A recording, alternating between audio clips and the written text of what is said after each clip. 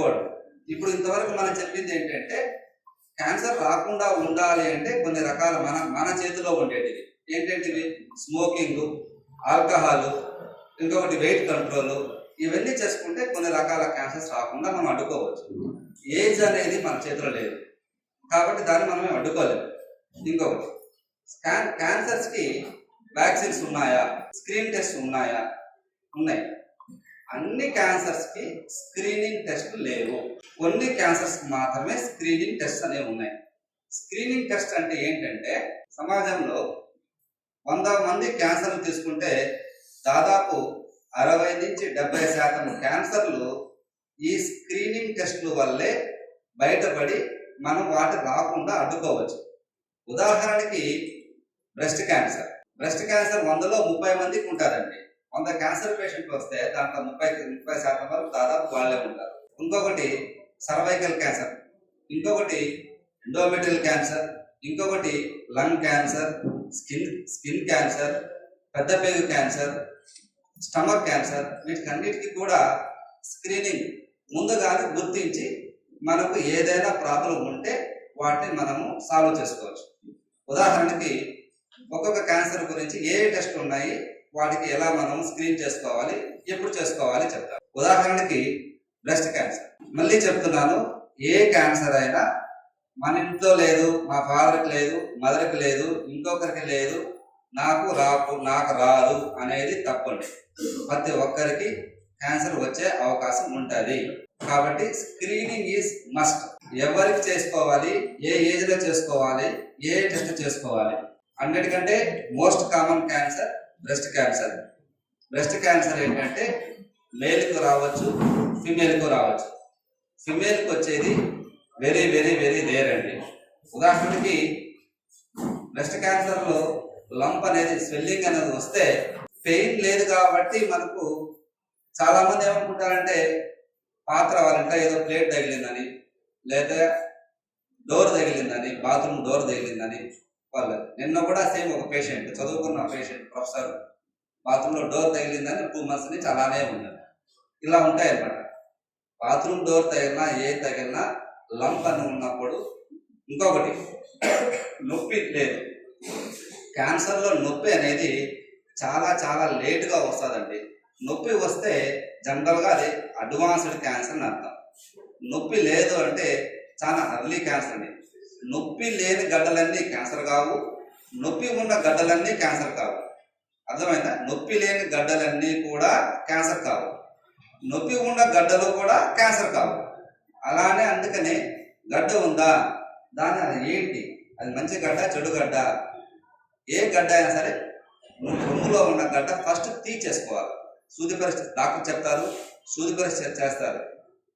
కొంతమంది సూది పరీక్ష చేసిలో లేదు కదా అంటారు. లేదు కదా, క్యాన్సర్ లేదు కదా, ఎందుకు తీసేసుకోవాలా? సూది పరీక్ష అనేది ఓన్లీ 100 మందిలో 70 మందికి మాత్రమే కరెక్ట్గా రిపోర్ట్ ఇస్తారు. మిగతా 30 మందికి ఉన్నా కూడా లేనట్టే ఇస్తారు. కాబట్టి రొమ్ములో గడ్డ ఉందా తీపిచ్చేసుకోవాలి.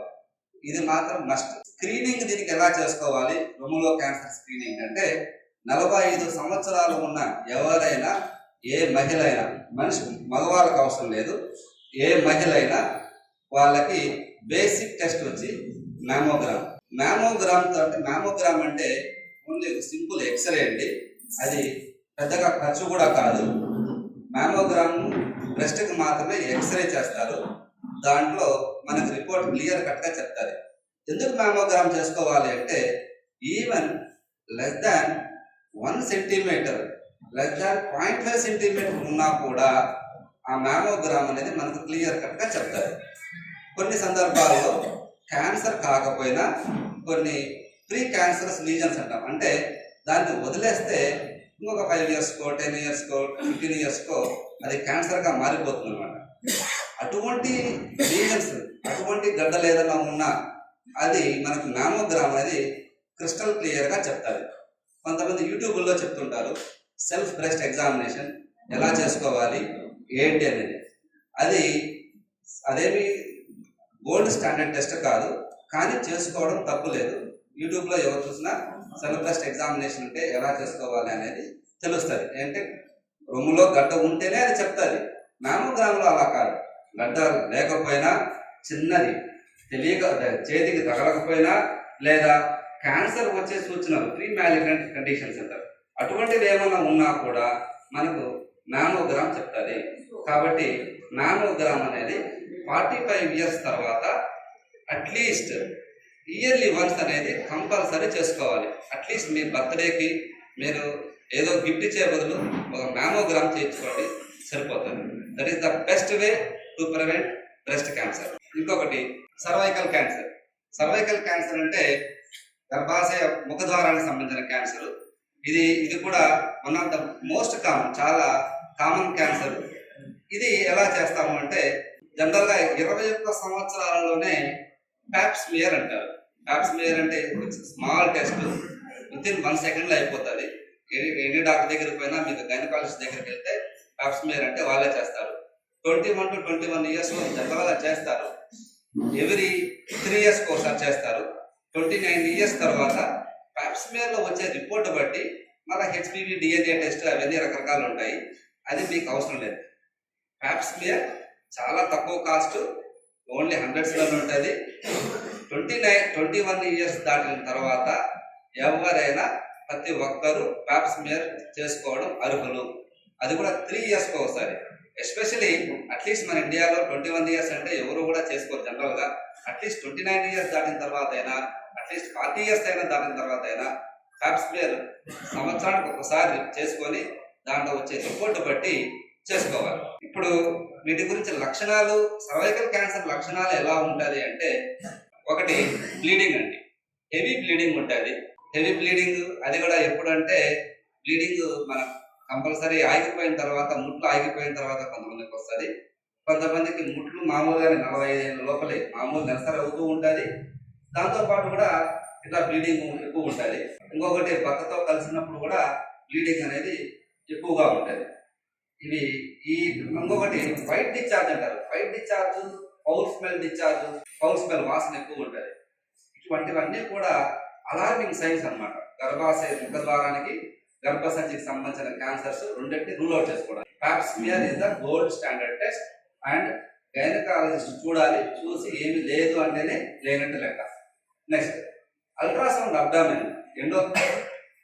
సంవత్సరానికి ఒకసారి అల్ట్రాసౌండ్ అబ్డామిన్ చేసుకుంటే మన పొట్టలో ఉన్న ఎండోమెట్రియం థిక్నెస్ని బట్టి డాక్టర్ గారు చెప్తారు.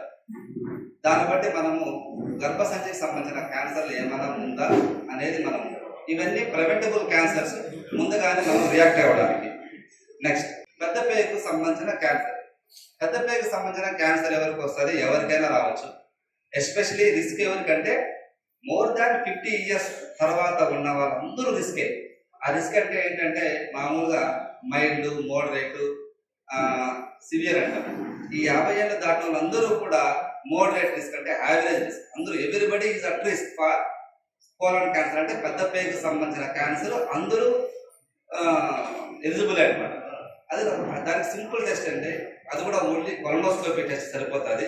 కొలనోస్కోపీ అంటే మనం ఎండోస్కోపీ ఎలా చేస్తామో, నోట్లో గొట్టం పెట్టి మనం టీవీలో ఎలా చూస్తామో, కొలనోస్కోపీ కూడా చేస్తారు. సేమ్ మోషన్ పోయే ద్వారా ట్యూబ్ వేసి చూస్తారు.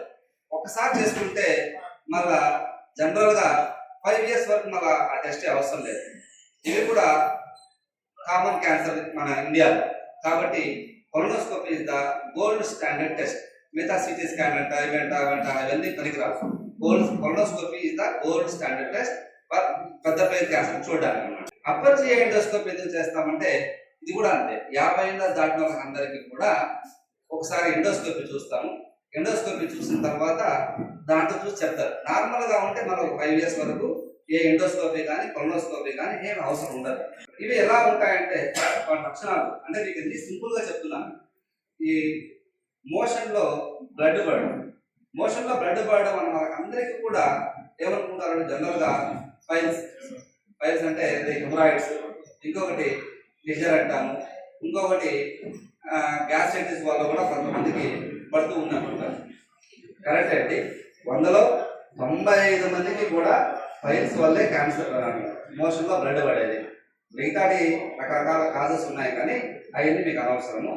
మోషన్లో బ్లడ్ పడుతుందా, వయసు 50 సంవత్సరాలు దాటిందా, ఏ డాక్టర్ అయినా మీకు డైరెక్ట్ గా మీకు ఆపరేషన్ చేస్తాము అంటే దయచేసి ఆపరేషన్ కంటే కూడా కొలనోస్కోపీ చేయించుకోండి.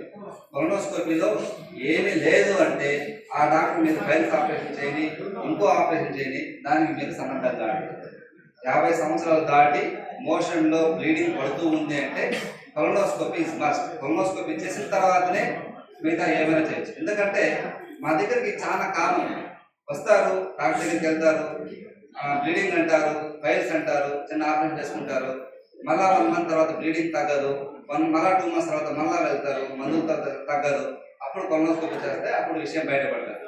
ఇదంతా ఎందుకు మీరు అర్లీగా చేసుకోవాలి అంటే క్యాన్సర్ని అర్లీ స్టేజ్లో కనుక్కోవడానికి మాత్రమే. ఎంత లేట్ అయితే క్యాన్సర్ సర్వైవల్ అంత తగ్గిపోతూ వస్తుంది. ఎంత అర్లీ స్టేజ్లో వస్తే ఏ క్యాన్సర్ అయినా సరే ఎంత అర్లీ స్టేజ్లో వస్తే వాళ్ళు నిండు 100 100 సంవత్సరాల ఆయుష్తో వాళ్ళు బతుకుతారు. క్యాన్సర్తో ఎటువంటి పరిస్థితుల్లో చనిపోరు అనమాట. Next lung cancer. ఇదేంటంటే ఎవరైనా కానీ యాక్టివ్ స్మోకర్స్ అంటే స్మోక్ చేసేవాళ్ళు, ప్యాసివ్ అంటే పక్కన ఉన్న వాళ్ళు ఎవరైనా కానీ 50 years దాటితే సిటీ స్కాన్ ఒక్కసారి చేసుకోవడం చాలు, తర్వాత అవసరం లేదు. ఇదే గోల్డ్ స్టాండర్డ్ టెస్ట్ ఏం కాదు. ఎందుకంటే లంగ్ క్యాన్సర్ అనేది చాలా రేర్గా ఉంటుంది, రేర్గా బయటపడుతుంటుంది, కానీ చాలా కామన్ క్యాన్సర్ అండి. కానీ దురదృష్టవశాత్తు దానికి కరెక్ట్గా అలానే టెస్ట్ చేసుకుంటే మనం ముందుగానే బయటపడుతుంది అనేది క్లియర్ కట్గా ఇంకా ఏది ప్రూఫ్ కాలేదు. Next prostate cancer. Prostate cancer కూడా చాలా సింపుల్ టెస్ట్ అండి. సీరం పిఎస్ఏ అంటారు, మగవాళ్ళలో వస్తుంది ప్రోస్టేట్ క్యాన్సర్. అది కూడా 50 years దాకా అందరికి కూడా ఒకసారి బ్లడ్ టెస్ట్ సీరం పిఎస్ఏ చేసుకుంటే అది ఎక్కువగా ఉంది అంటే డాక్టర్ చూసి చెప్తారు ఎందుకు ఎక్కువగా ఉంది ఏంటి అనేది. అది పెరిగినంత మాత్రాన క్యాన్సర్ కాదండి, అది పెరిగితే దాన్ని ఏం చేయాలని చెప్పి చూస్తారు. ఇది బేసికల్గా మనం తెలుసుకోవాల్సింది ఏంటంటే mammogram, pap smear, colonoscopy, serum PSA, these are the 4 test gold standard test అన్నమాట. ఇవన్నీ కూడా స్క్రీనింగ్ టెస్ట్, చాలా తక్కువ ఖర్చుతో మనం చేసుకోగలండి. ఇవి కొన్ని సంవత్సరానికి ఒకసారి చేసుకోవాలి, కొన్ని 5 సంవత్సరాలకు ఒకసారి చేసుకోవాలి. ఈ 4 టెస్టుల్లో కూడా వీటి వల్ల మోస్ట్ ఆఫ్ ద క్యాన్సర్స్ కొన్ని ఇవి ఉంటే క్యాన్సర్గా మారుతుంది అనే ఉద్దేశం కొన్ని ఉంటాయి అన్నమాట. వాటిని కూడా మనం చేస్తే వాళ్ళ లైఫ్లో మళ్ళీ క్యాన్సర్ రాకుండా, మిగతా క్యాన్సర్ కాదు, అట్లీస్ట్ ఈ క్యాన్సర్ రాకుండా మనము అరికట్టవచ్చు. ఒకవేళ వచ్చినా కూడా అర్లీ స్టేజ్లోనే డిటెక్ట్ చేసుకోవచ్చు. అంటే 1వ స్టేజ్లో రావాల్సిన పేషెంట్ చూస్తాము, 1వ స్టేజ్లో మనం ట్రీట్ చేస్తాము. 1వ స్టేజ్లో ట్రీట్ చేస్తే పేషెంట్కి ఏమీ కాదు. అదే 3వ స్టేజ్లో 4వ స్టేజ్లో వస్తే సార్ మేము లేట్ అయిపోయింది, ఇక్కడ చూపించుకున్నాము, మాకు చెప్పలేదు, ఇట్లాంటివన్నీ ఉంటాయి.